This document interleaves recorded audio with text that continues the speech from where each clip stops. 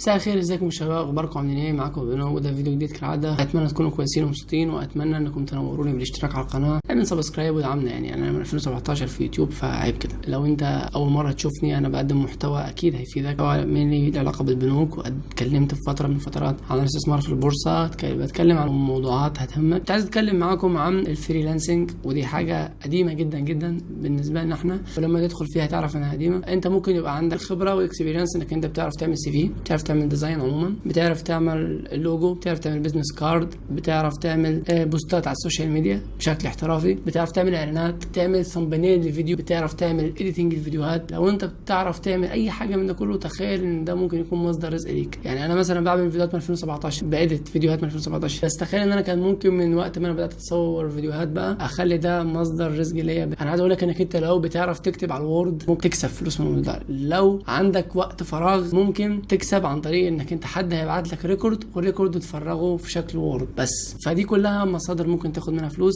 وفي مواقع كتير، لو انت كتبت ببساطه على جوجل فريلانسنج او فريلانس ويب سايتس، هتلاقي في ويب سايتس كتير، منها الانجليش ومنها العربي. في عندك العربي المشهور اللي هو خمسات، في عندك اب وورك، في كذا موقع. بس انا لما دخلت في الموضوع ده يمكن تقريبا من سنه، انا ما اعرفش، ما حسيتش ان هو في رونق جامد، لان الامانه احنا متاخرين. يعني انا كبنو اتاخرت مش اعرف الاكسبيرينسز دي والحاجات دي، لا انا اتاخرت في الدخول. ليه؟ لان انا لما دخلت جوه لقيت ناس بتعرض خدمات ب $20 و$30 و$40 وفي ب$5 وفي ب$10. بس الخدمات دي انا كنت بعملها في السنين اللي فاتت كلها ببلاش لاصحابي، جدعانه كده. فانا شايفه ليه متاخر؟ علشان انت في المواقع دي محتاج يكون عندك تجارب سابقه لخدماتك مع ناس طلبت الخدمه دي واتبسطت منها، ولازم يكون عندك ريفيوهات كويسه عشان الموقع اصلا يرشح الخدمه بتاعتك لناس تانيين. او لما انا ابقى عايز اشتري الخدمه بتاعتك الاقي عليها ريفيوهات قديمه فاتشجع كفايه ان انا اشتري الخدمه بتاعتك. لكن لو انت واحد لسه بادئ محتاج تاخد فتره كبيره جدا جدا عشان تاخد اول اوردر ليك، لان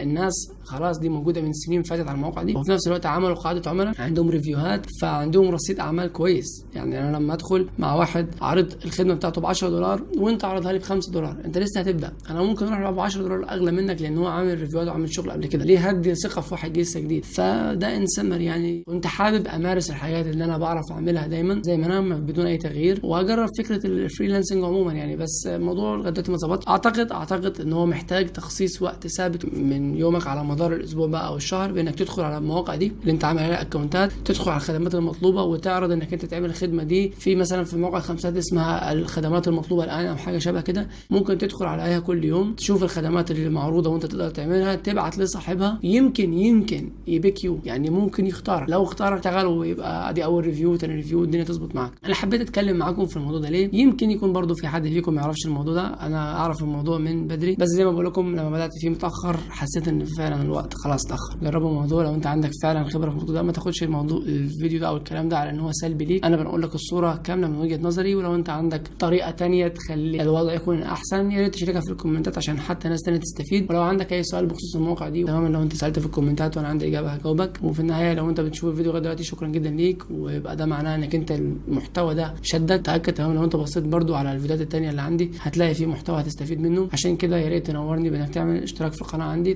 تسبسكرايب ده ببلاش، وتشغل زر الجرس وتشغل كل الاشعارات. ممكن تشترك معانا في الممبرشيب بتاعتنا، وتابعنا على كل السوشيال ميديا اكونتس على فيسبوك وتيك توك وتويتر وانستجرام وثريد طبعا. وفي النهايه thank you for watching and see you next video. Bye.